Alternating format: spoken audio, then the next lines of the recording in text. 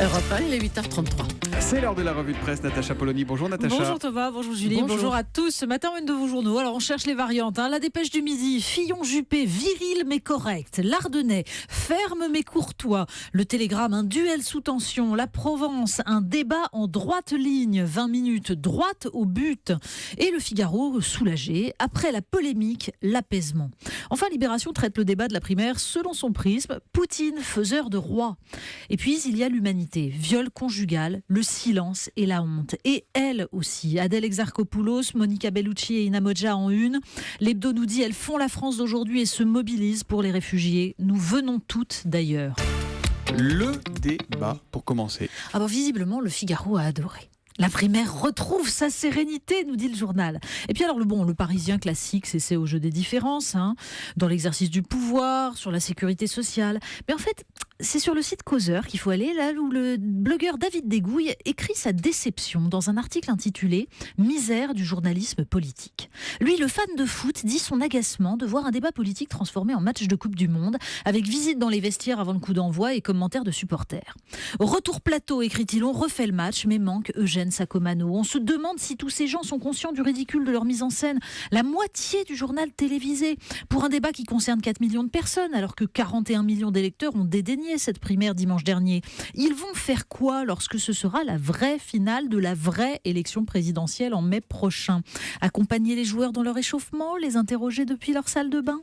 Sont-ils à ce point conscients du dédain qu'inspire la politique aujourd'hui pour oser mise en scène si consternante?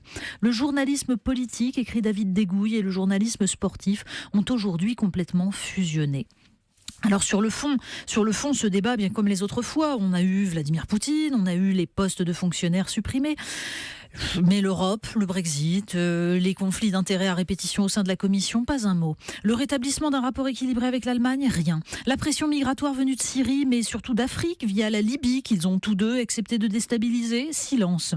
Le pouvoir grandissant des multinationales, toujours rien. Bon, sinon à part ça, le Monde annonce que les températures au pôle Nord sont actuellement 20 degrés au-dessus des normales saisonnières. Mais ça non plus, ça ne méritait pas les commentaires de deux candidats à l'élection présidentielle. Autre sujet absent, l'agriculture. Et oui, le site Bastamag consacre un article au rachat des terres agricoles par des entreprises chinoises. 1700 hectares de terres céréalières dans l'Indre, achetés parfois dans la plus grande opacité pour produire des farines à destination de la Chine. Ce n'est pas forcément le modèle agricole auquel on aspire, commente le représentant du ministère, mais ce projet a quand même l'intérêt de maintenir des terres agricoles pour lesquelles il y a une valeur ajoutée produite. Mais oui, mais comme vous le disiez Thomas, l'agriculture non plus, on n'en a pas parlé. Une drôle d'épouse à présent. Oui, c'est le portrait de dernière page de Libération, une jolie jeune femme aux grands yeux noirs prénommée Rosa. Nom d'épouse, Sifredi. Oui, elle est depuis plus de 20 ans la femme de l'acteur porno le plus célèbre du monde. Alors l'article raconte leur rencontre avec tout ce qu'il faut de détails, parce qu'il faut quand même prouver qu'on n'a pas peur d'écrire le mot sodomie. Ils se sont rencontrés au boulot, ces deux-là. Voilà. Oui, voilà. Mais on la retrouve en fait, Rosa, dans Elle. Alors plus blonde, moins maquillée sur les photos, tenue plus sage. Et là, elle évoque sa jalousie, l'étrangeté de la situation. Et puis Rocco intervient au milieu de l'interview, alors il l'encense.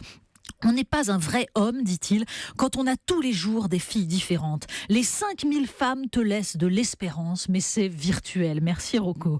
Bon, et puis surtout, Rosa botte en touche, nous dit l'article, quand on lui parle de la réputation violente de son mari, et ne veut voir dans le porno qu'une industrie de fantasmes qui ferait partie de notre quotidien.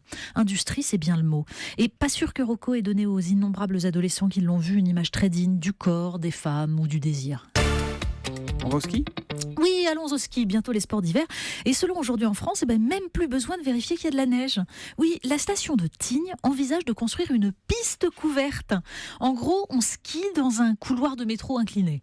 Bon, c'est parce qu'en fait, le glacier a perdu 30% de sa surface. Donc, on construit une usine à gaz comme à Dubaï, mais présentée comme une vitrine technologique respectueuse de l'environnement, ça rassure. Alors, la planète crève, c'est pas grave. Un peu de tôle, du plastique, et on peut sauver nos loisirs.